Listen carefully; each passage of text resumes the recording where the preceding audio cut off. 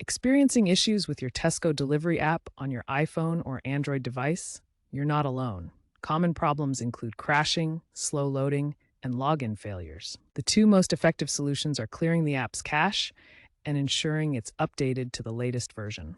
This video will guide you through both processes to get you back to ordering your groceries seamlessly. First, let's tackle clearing the cache on iPhones running iOS 15 or later.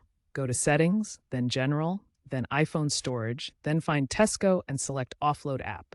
This removes temporary data without deleting the app itself. On Android devices running Android 8 or later, go to Settings, then Apps, then Tesco, then Storage, and tap Clear Cache. Next, ensure the app is up to date.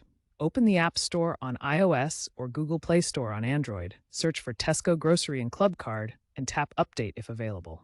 Outdated versions pre-8.0 are no longer supported. After these steps, restart your device. Ensure your OS is updated to iOS 15 Plus or Android 8 Plus.